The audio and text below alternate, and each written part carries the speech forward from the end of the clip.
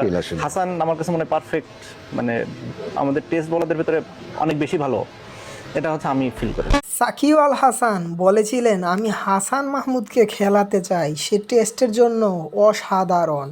সেই হাসান মাহমুদে ভর করেই অস্ট্রেলিয়ার বিপক্ষে জয় ছিনিয়ে আনলো বাংলাদেশ। হাসান প্রথম ইনিংসে নিলেন 6 উইকেট, দ্বিতীয় ইনিংসে নিলেন 3 উইকেট। এদিকে ব্যাটিংয়ে তানজিদ হাসান 100 করলেন।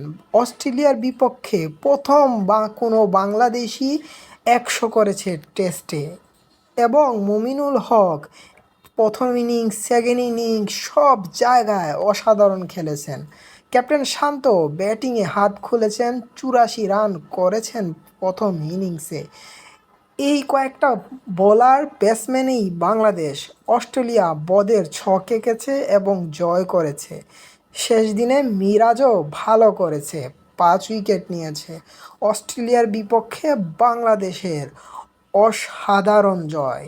এই অস্ট্রেলিয়া এভাবে আত্মসমর্পণ করবে, কে কবে এভাবে ভেবেছিল? কিন্তু সাকিব আল হাসান তো বলেই দিয়েছিলেন হাসান মাহমুদ অসাধারণ টেস্ট বোলার, তাকে ভর করেই টেস্টে ম্যাচ জেতা সম্ভব। এই হাসান মাহমুদ বাংলাদেশের চিত্রটাই পাল্টে দিয়েছে। অবশেষে বাংলাদেশের প্রধানমন্ত্রী তারেক রহমানের সাথেও বাংলাদেশের প্লেয়ারদের কথোপকথন হয়েছে। ম্যাচ জয় বাংলাদেশের, ঐতিহাসিক অস্ট্রেলিয়া বধের ছক এবং অস্ট্রেলিয়া জয়।